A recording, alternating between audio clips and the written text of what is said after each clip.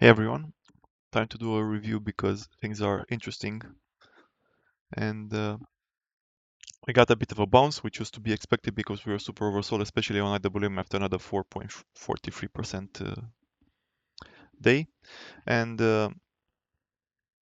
now this is perfectly normal. I think we get rejected a couple of possibilities. One would be here, the other one would be here.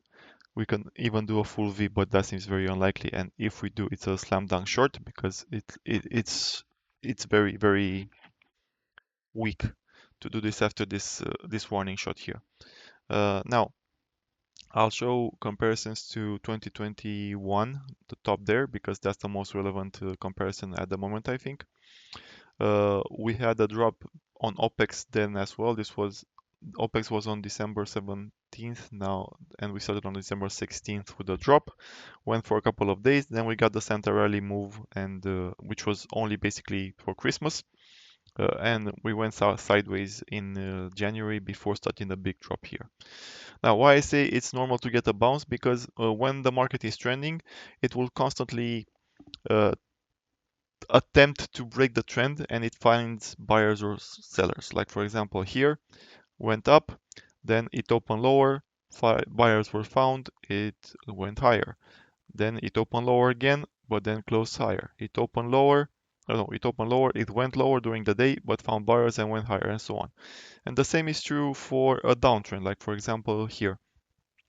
We went down, opened a bit higher, tried to go even higher, got rejected and closed, made new lows. Opened a bit higher, went even higher to almost the top, the high of this candle, but went even lower afterwards, and so on. You get the idea. So it's perfectly normal with the candle that breaks the trend to do like even this candle here. We went opened at the same level, but went a bit higher, got rejected, and eventually the trend continued lower. So it's normal. What I think the important thing is that this is a warning shot, meaning I think we enter distribution, and we're basically going to duplicate this period here. It's no coincidence that it happens in the same calendar window. We have a very similar setup with overextended market. The only reason why I don't think we will break down now is because of the market structure in regards to expiration.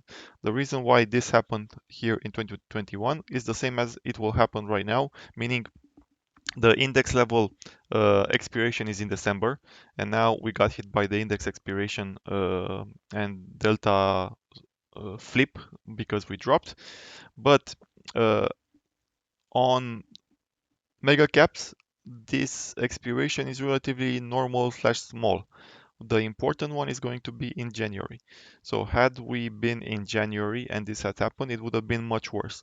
Now, because the delta for mega caps is mostly in January, we are somewhat isolated by this drop. They obviously also have delta here, but the biggest expiration for mega caps is in January, and that has shielded us at the moment. So this being said, uh, how I think we can play out is uh, like I showed here. Basically, either get rejected here, which would be the weakest version of it. In I think we make new lows today. Then we go around here as low as the AVWAP from the August low, which has the potential to be retested as well. But uh, any area here between 576 and 570 is uh, a potential. This is a potential support area. 570 being the minimum we can see in my opinion. In theory, the dip was also bought. Like this is IVV, the SPY from iShares. I mentioned this dark pool prints at the top in distribution. In theory, the dip was bought, but it doesn't mean anything necessarily yet. I'll show SPY as well. Uh, we see this distribution pattern here, which until it chooses a direction, we don't know what it is. Dark pool prints, you don't know if there are buys or sells. But Nvidia had a dip buy here potentially. Let's say it's across the board. But in scenarios in which uh, the market turns bearish, it doesn't mean that the dip is not bought. It means that the dip buying doesn't work. Dip buying actually amplifies the next move down because dip buyers jump in, the market does a feeble bounce and then moves lower.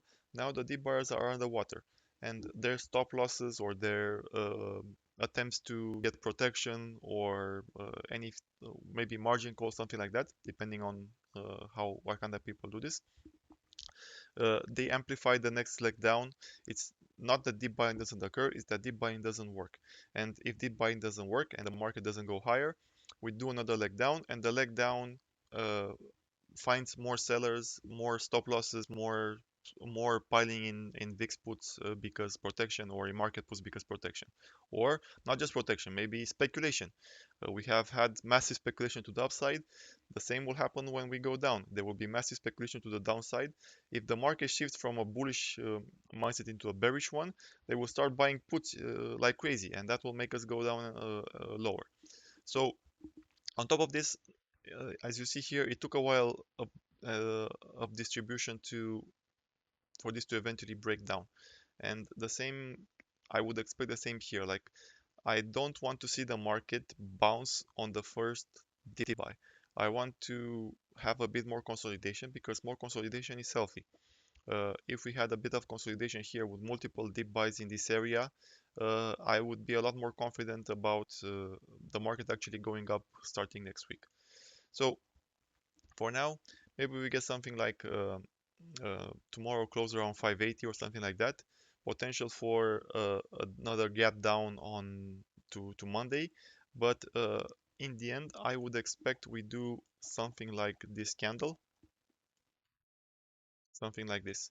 Like eventually we have another push down, but we don't close down. During the day there will be buyers. The candle makes the market makes a hammer candle, a green one. It can be also be red, but not a huge red one. But maybe even this would red would mean we found buyers.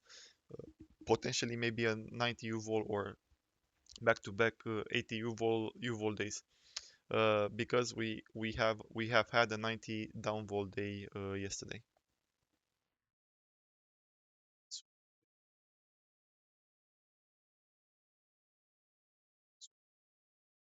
This also counts post-market. That's why it's 85. But during the day it was 90.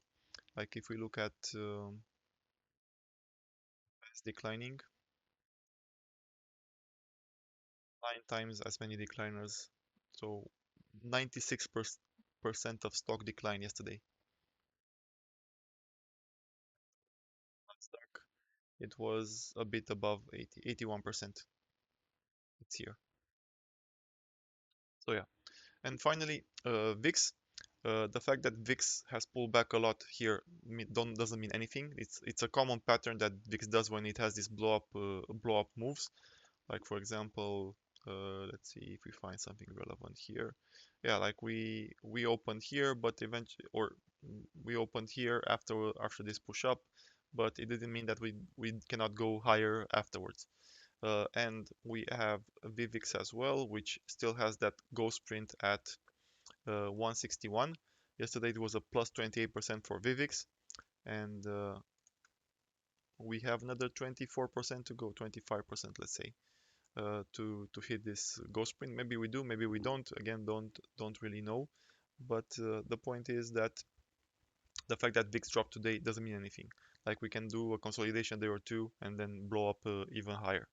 So yeah, the bearish bias remains until we hit that support target, or at least we see a bit more um, sustained deep buying that speaks more towards accumulation than just a single reflexive deep buy that the market does.